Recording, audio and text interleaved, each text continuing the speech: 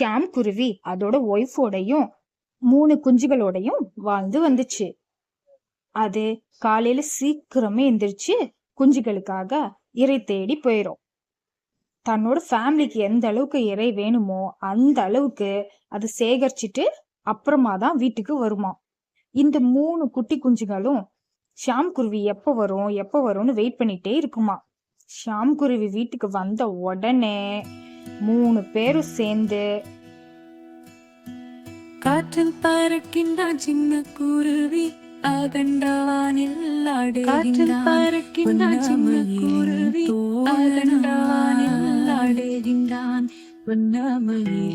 தோழனம் மரத்தில். இந்த மாதிரி ஷியாம் குருவி டெய்லி ஹார்ட் ஒர்க் பண்றத ஒரு வயசான புத்திசாலியான ஆந்த பாத்துக்கிட்டே இருந்துச்சான். ஒரு நாள் அது கிட்ட பேசணும்னு போய் ஷியாம் கொஞ்சம் நில்லு அப்படின்னு கூப்பிட்டுச்சான். என்னன்னு சொல்லிட்டு கேட்டுச்சான். அப்ப அது சொல்லுச்சான், குருவி, நீ ஏன் இவ்வளவு கடினமாக உழைக்கிறாய்? உங்கள் குடும்பத்திற்கு என்றென்றும் வழங்கக்கூடிய ஒரு புதையல் காட்டில் உள்ளது.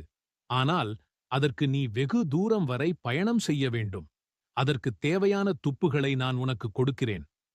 அதை கேட்டுட்டு ஷியாம் குருவி, எப்படியாவது அந்த புதையலை நம்ம எடுத்துடணும், எவ்வளோ கஷ்டப்பட்டாலும் சரி, எவ்வளோ தூரம் வேணாலும் போய் எடுத்துடணும் அப்படின்னு முடிவு பண்ணிட்டு காட்டுக்குள்ள பறந்து போக ஆரம்பிச்சிச்சான்.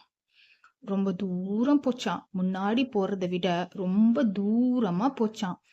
காடு, மலை, ஏரி, குளம் எல்லாத்தையும் கடந்து போய்கிட்டே இருந்துச்சான். இரவு பகல் பார்க்காம போய்கிட்டே இருந்துச்சான்.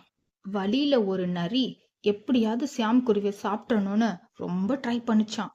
அது கிட்ட இருந்து கஷ்டப்பட்டு தப்பிச்சு ஹைட்ல பறந்து போயிடுச்சான். இந்த மாதிரி ரொம்ப தூரம் போய் காட்டோட நடுப்பகுதிக்கே போயிருச்சான். கடைசியில ஆந்த சொன்ன க்ளூவை கண்டுபிடிச்சிச்சான். அது என்ன க்ளூனா, ஒரு பழமையான பெரிய மரம், கீழே ஒரு பெரிய பொந்து இருக்கும், அதுக்குள்ளதான் புதையல் இருக்கு. அந்த மரத்தை பார்த்த உடனே ஷியாம் குருவிக்கு ரொம்ப ஹாப்பி ஆயிடுச்சான். இதுதான் அந்த மரம், நம்ம அந்த பொந்து உள்ள போய் பார்ப்போம் அப்படின்னு சொல்லிட்டு உள்ள போய் பார்த்துச்சான். புதையல் பெட்டி இருந்துச்சான்.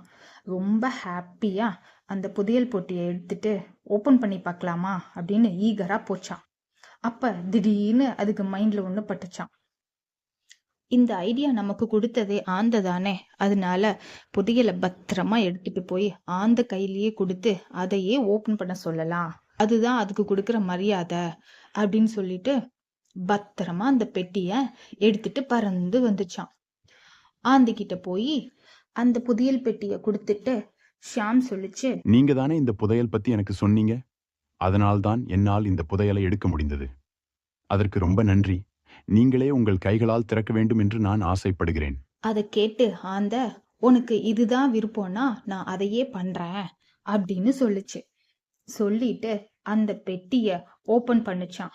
ஓபன் பண்ணி பார்த்தா பெட்டி ஃபுல்லா வெறும் விதைகளா இருந்துச்சான். ஷியாம் குருவி ரொம்ப டென்ஷன் ஆயிடுச்சான்.